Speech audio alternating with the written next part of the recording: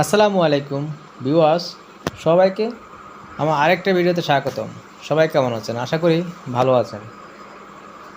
Viewers, মুরগি প্রেমীদেরকে স্বাগতম এবং আজকের ভিডিওটা তাদের কাছেই আনন্দদায়ক যারা মুরগি অথবা পশু পাখি প্রেমী।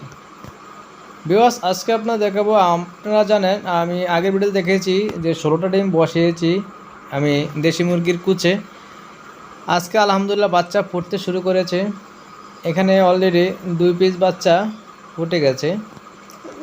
তো ভিউয়ার্স, ধৈর্য সহকারে আমার পুরো ভিডিওটা দেখবেন এবং পুরো ভিডিওটার মধ্যে আপনাদের সাথে আমার আনন্দ মুহূর্তগুলো এবং বাচ্চা হ্যাচিং করা এবং একদিনের বাচ্চা ব্রুডিং করা কিভাবে সে বিষয়ে কথা বলবো, কীভাবে করতে হবে সে বিষয়ে কথা বলবো। তো ভিউয়ার্স, ভিডিওটা স্কিপ না করে পুরো ভিডিও দেখার জন্য অনুরোধ রইল এবং পুরো ভিডিওতে আমি বাচ্চার সম্পূর্ণ হ্যাচিংটাই দেখাবো এবং বাচ্চা ব্রুডিংটাও দেখাবো। তো যাই হোক, কথা না বাড়িয়ে সামনে বেরোই।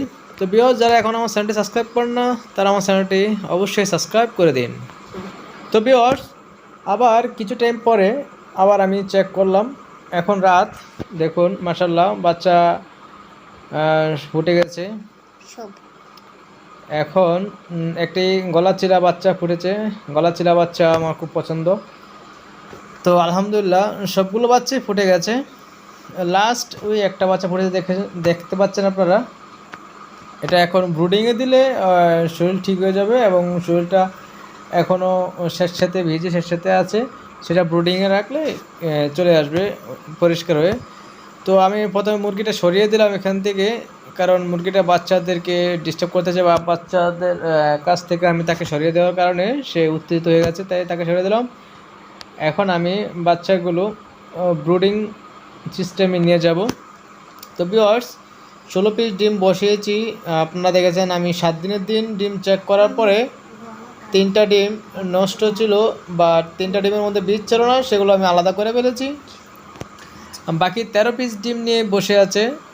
13 পিস ডিম নিয়ে বসে থেকে আপনার এখানে 12 পিস বাচ্চা ফুটেছে আর 1 পিস ডিম নষ্ট হয়ে গেছে। বাচ্চা ভিতরে জমেছে, কিন্তু কোনো কারণে বাচ্চাটি পুষ্ট হতে পারে না, ভিতরেই সেটা নষ্ট বা মারা গেছে।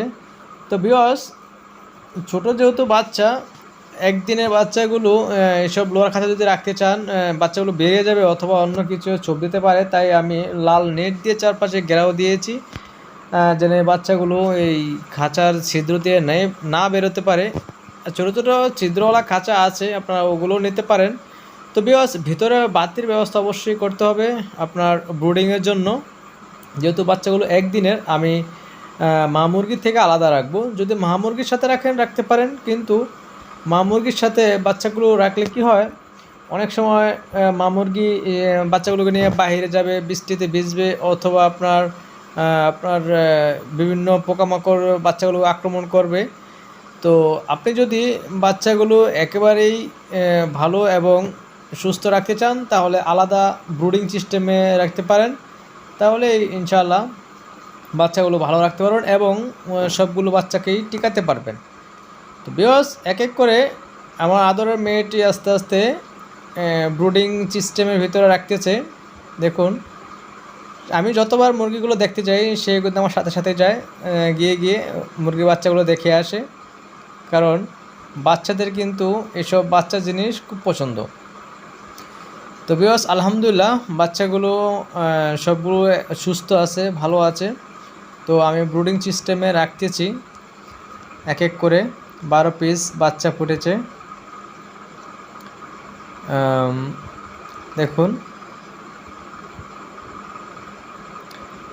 তো ভিউয়ার্স, নিচে আবার আপনার একটা কাপড় দিয়ে রাখতে হবে, কারণ কি বাচ্চাগুলো পা যেহেতু এখন নরম এবং ছোট, সেই জন্য বাচ্চাগুলো ব্যথা পেতে পারে, তাই এটা কাপড় দিয়ে রাখবেন। এবং ব্রুডিং সিস্টেমের জন্য অবশ্যই লাল বাতি ব্যবহার করতে হবে কয়েকটা দিন, কারণ লাল বাতিতে আপনার গরম তাপ পায়, সেই গরম তাপেই কিন্তু বাচ্চাগুলো ভালো ব্রুডিং পাবে এবং তাপ পাবে, যেহেতু মা তাদের কাছে নেই।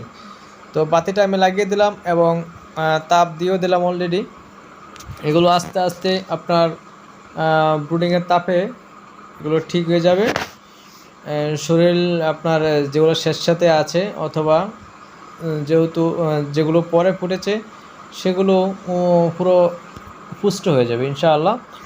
তো ভিউয়ার্স, আজকের ভিডিও এই পর্যন্তই। আশা করি আপনাদের ভালো লেগেছে। যদি ভালো লেগে থাকে তো অবশ্যই আমার চ্যানেলটি সাবস্ক্রাইব করে দেবেন।